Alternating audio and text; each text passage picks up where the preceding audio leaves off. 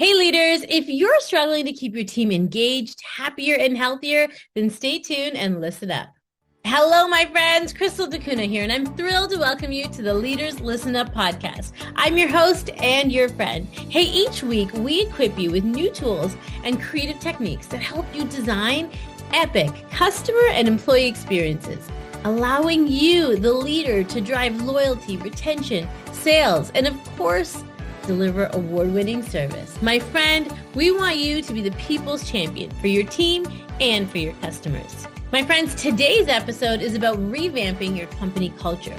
Last week, we started to dive into this topic. So this is a two-part series. So if you missed last week's episode, do yourself a favor and go check it out. It is fantastic. And we talked about 3 out of 5 game-changing ways to up-level your company culture. Today, I'm going to share with you 2 more ways that allow you to be the type of leader you want to be in the type of environment that you want to be in. So leaders, if you're ready, listen up and let's dive in. So when we speak to organizations and leaders across the globe, there's a few things that they all struggle with when it comes to really designing company culture. And so before I dive into a few more solutions for you, let's talk a little bit about the challenges in designing company culture, because it's not unseen that these challenges come up. And so as I share these challenges with you, I encourage you to kind of think about which is the challenge or that limiting belief or maybe that roadblock that's getting in the way for you of designing your company culture. So number 1, it's the lack of clarity. Hey, when we chat with leaders, it's this constant struggle because they want to design phenomenal company cultures, but they don't really have a clear vision or a clear understanding of what that looks like and how to do it. They don't have a blueprint because guess what? They're leaders like you who are completely overwhelmed on the daily with, on that daily grind, that daily hamster wheel. We have to do more with less. Does that sound like you, my friend? And if it does, hey, you're not alone. And if it doesn't, if you're one that has everything organized and you're well organized and well prioritized, kudos and fantastic. But often we find that there's a lot of leaders that are just overwhelmed, right? And so there's a lack of kind of clarity on what do I need to do? What are the actual action steps that I need to do to create a company culture? Because I think, and do I have the power to influence and inspire this many people, depending on the size of your organization? The challenge is when we have lack of clarity, if you as a leader have lack of clarity on, what that company culture should look like and feel like and your contribution to it, guess what? So does your team. Right? Your team doesn't have clarity either. So it's one of the biggest struggles. The second thing they struggle with is retention and employee turnover. Listen, we know that poor company culture leads to high employee turnover, but we also know just how incredibly expensive and time-consuming retention and turnover is to organizations. There's actually a study done by the Society of Human Resources, and they talked about the cost of losing a trained employee. Imagine you've invested, and it may have happened to many of you leaders because I know it's happened to me before. And you invest all this money in training. Sometimes people are hesitant. Do I even get them business cards? What if they leave? If you have that feeling, then perhaps it's the wrong fit from the beginning. But you do all this, you invest all this in terms of training and development, and then the culture isn't great. And so you've invested your time, but the culture doesn't feel good. And my friends, those people aren't going to stay. They're not going to stay because there's somewhere else where the culture does feel good.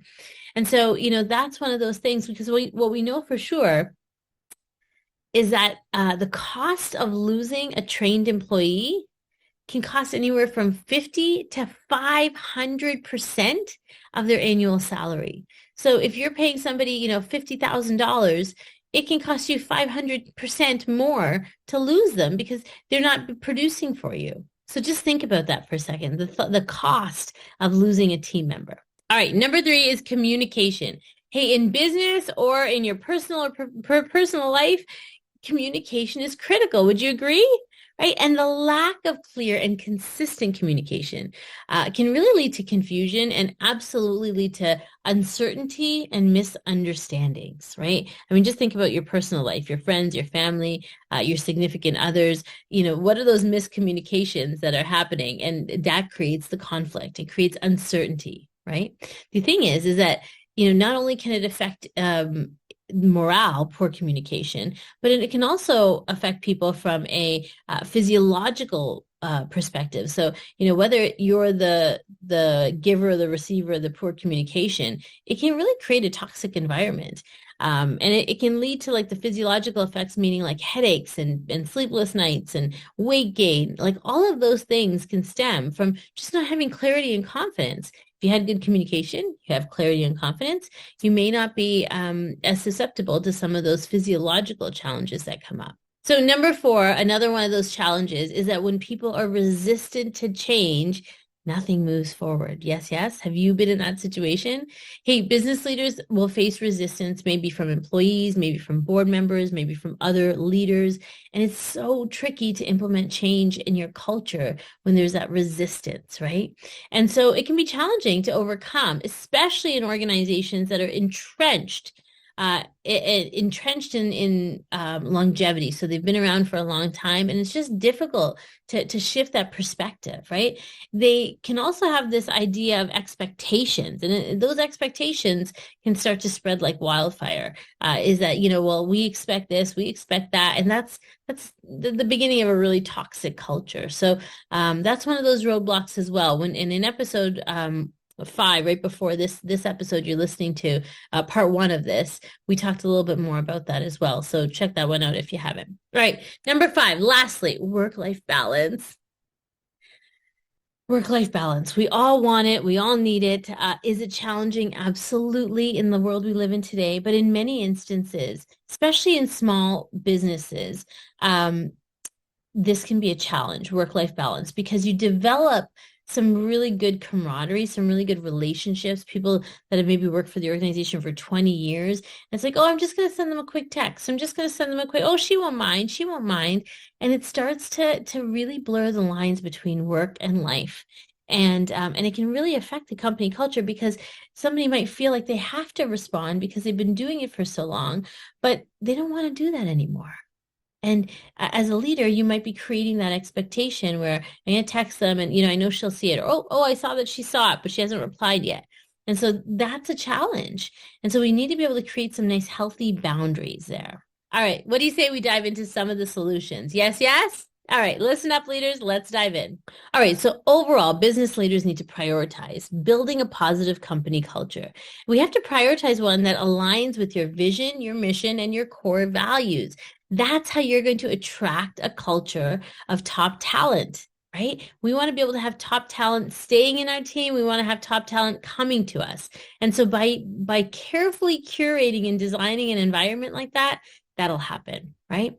And so you want to think of the type of environment that you would like to work in, a type of environment that might be motivated, inspiring, and really overall create a sense of belonging, right? And so that's the goal here, my friends.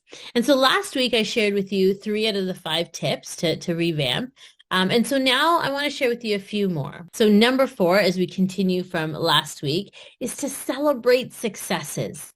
Here's the thing. In business, there's always going to be challenge, and our brains are hardwired to look at those challenges first. And so take a step back and try to find those successes that you can really celebrate, right? A positive culture is one where employees feel recognized for the work that they're doing. Hey, being recognized and feeling significant is actually a human need. So often leaders will say to me, hey, Crystal, oh, I don't need that. That's a part of my job. That's what I have to do anyways. I get paid for that. I totally understand that. But you're a human.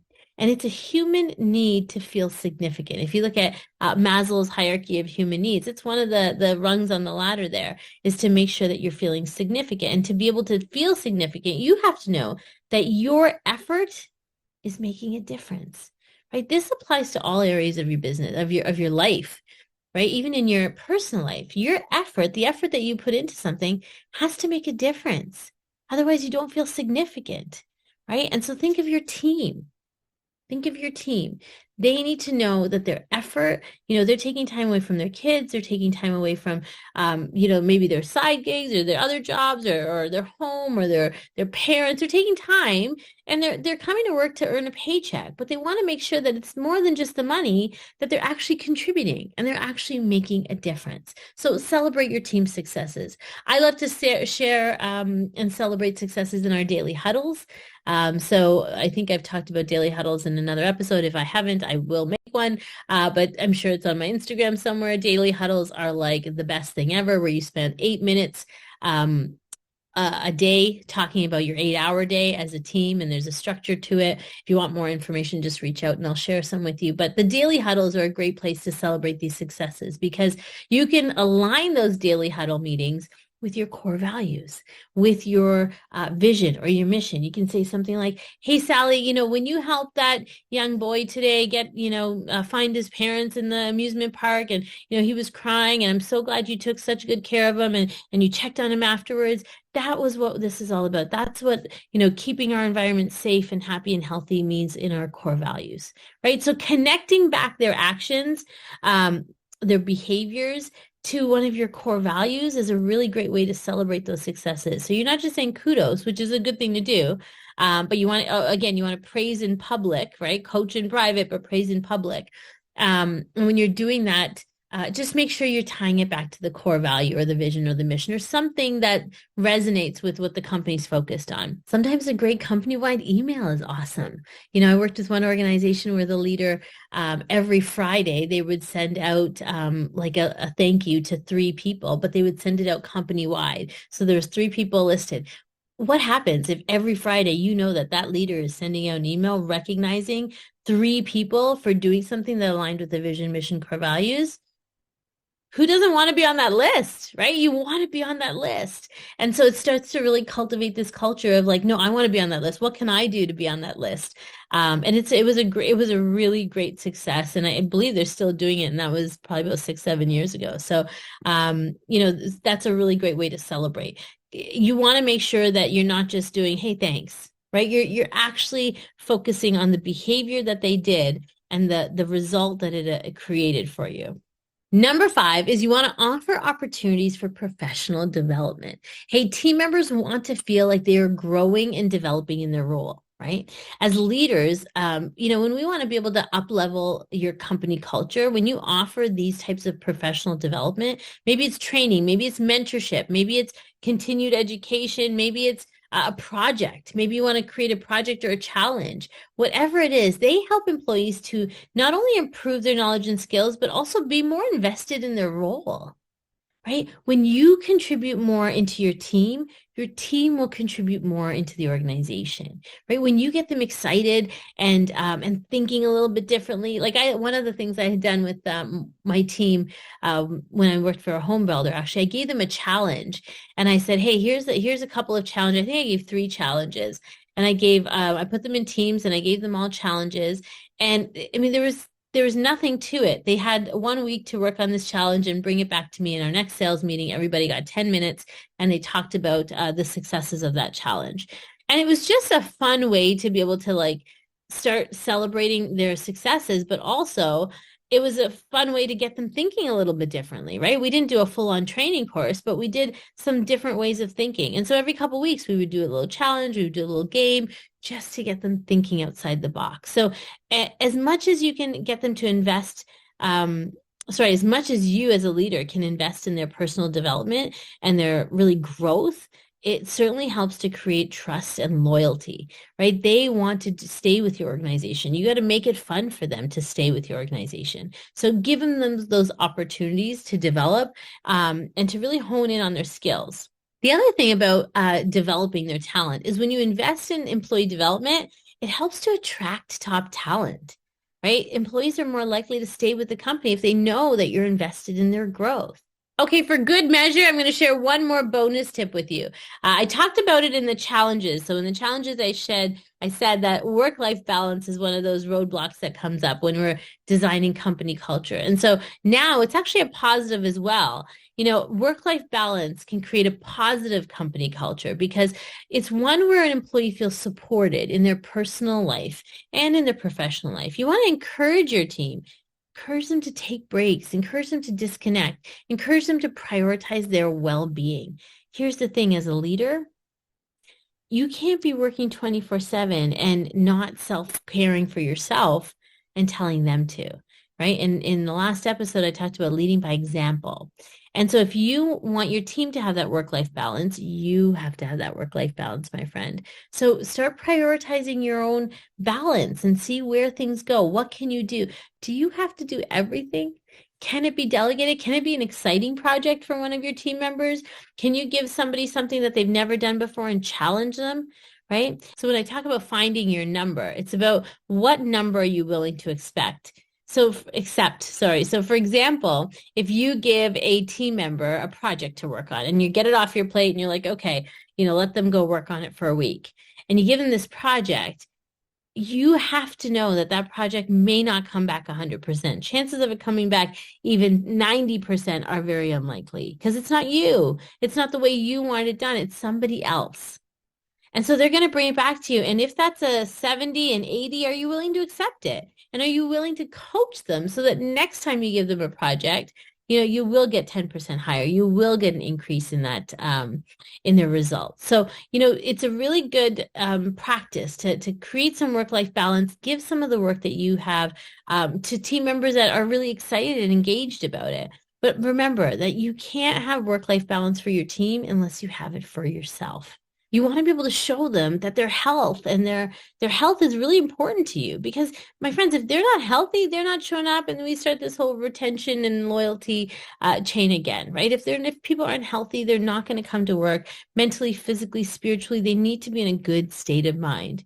I was talking to a colleague not too long ago that was sharing that, she had to go get her driver's license renewed and she had to take a whole day off work. And she was so upset. She's like, you know what? I had to take a whole day off work. I just needed about a couple hours. I couldn't take 3 hours because I didn't know how long I was going to be standing in line, but I had to take a whole day off work and I couldn't really afford to take a whole day off work.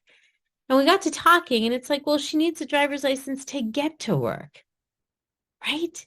And so we have to look at what that work-life balance is like. And I'm not saying change all your policies. I'm saying we as organizations and leadership teams, we need to be a little more understanding to some of the everyday things. Because if you as a leader needed to go pick up your kid, or if you as a leader needed to go get your driver's license done, do you have a little more flexibility and autonomy than your frontline team members? And what makes you different than them? You both have to go get your driver's license renewed, right? And so just give that some thought in how you can, I once worked with an organization where, they were having this type of a challenge where there was very little work-life balance. And so we actually created a fun birthday system where, on birthdays, we really celebrate. We celebrate up to the birthday, and then after the birthday. But one of the things we talked about is giving them a day off so that they could go get all the stuff done that they needed to in that birthday week, whether it was their driver's license, getting all their paperwork done, whatever they needed to do. But it was either half a day or a full day, and they earned points towards that time off. But it was a really great way to celebrate, and it really contributed to the positive company culture. So without, when we do consulting work with organizations, we start to really design what that kind of experience would look like. But start just having conversations with your team. Start somewhere on what those type of, what are some of those work-life balance challenges that you're having? Once you know what the challenges are, my friends, then you can start to pick apart and create a plan and craft a plan that helps to solve the challenges. But first, you have to know what the challenges are. So ask your team, gather that voice of employee data, have some good, deep, rich conversations, and find out how you can help to cultivate that culture of success.